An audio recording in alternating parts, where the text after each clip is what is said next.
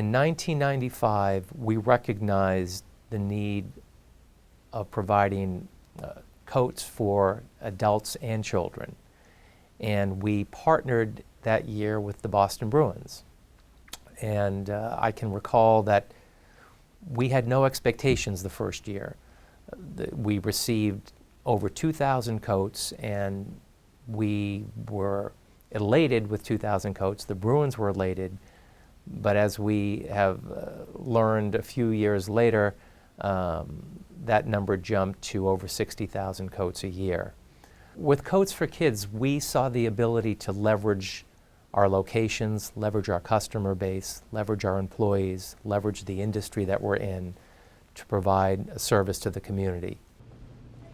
For the last 10 years, we've been involved with Coats for Kids, and every year from October to January, students bring in gently worn or new coats, which we can give. We take them to Anton's Cleaners, and they clean all of them, and they distribute them to various social service agencies that can give them to those in need. So it's a great program. We're always looking for things to get kids involved with community service, and this has been one. Since the start, Anton's has been great. We've won prizes every year, but it's not about the prizes. It's really about keeping people warm and helping those in need. So this school's great for that. We do this because we give the coats to kids who don't have coats and that are in need, and so they can have a warm winter. The other thing that's been great over the 10 years is just to get to know the people at Anton's Cleaners. We go to the one in Lexington. They are so helpful, and they're so appreciative when we come in thanking me for all these coats, and it's just been great working with those people that staff the stores. When we first started, it was just us over the counter taking in coats and distributing the coats.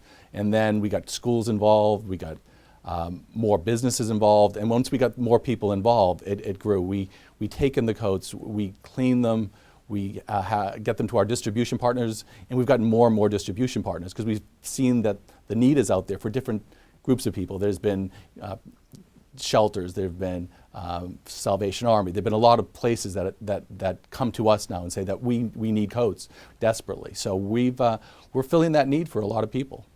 We get over this season thousands of coats from Anton's. We pick them up from the back of Anton's. Anton's has washed, hung them, checked them for repairs. Then we pick them up in big vans with volunteers, teams of volunteers, and get them sorted and hung up here. Then we're open every Wednesday. Families that need them just come in and they try them on until they find something that gets as close as possible, that is warm for New England winters. And that's it. It's really a very straight shot without a lot of red tape that goes straight from Anton's onto the backs of people that need them in a very cold region of the country. Huh? You think he'll fetch it? Let's see. I got your nose.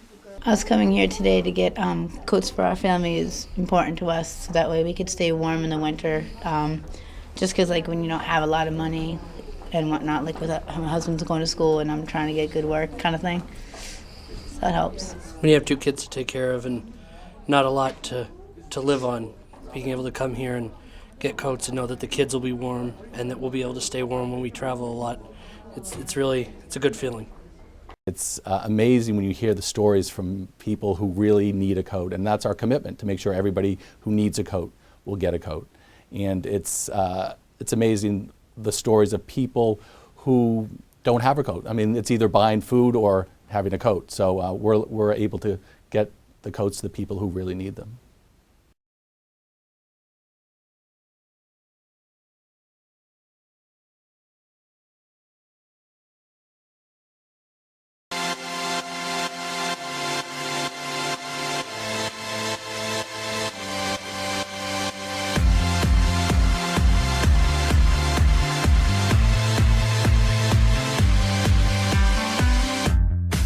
In 2005, we started Belle of the Ball, and it was our way to give back to the young ladies who couldn't afford to go to their proms. The cost of proms today is outrageous. So we decided that we would clean some gowns that were gifted to us from customers, and then once we did that, we had a one-day event, and at that one-day event, we're able to give back these gowns to young ladies who need them.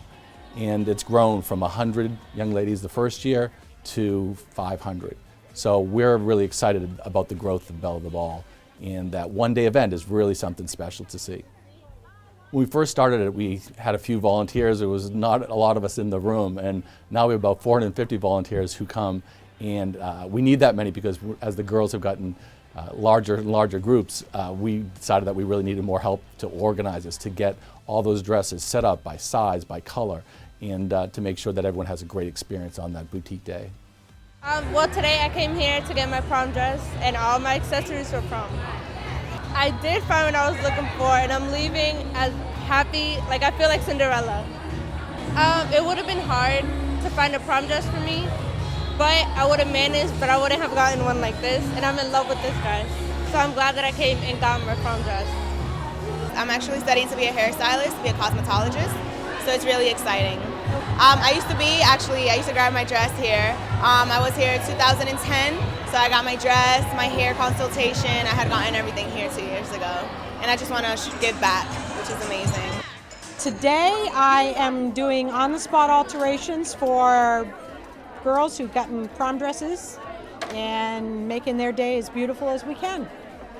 Doing this for the girls, seeing the smile come up on their face, just really, really, really makes your heart sing. And it's the most intense day of sewing I do all year, but it's well worth it, well worth it.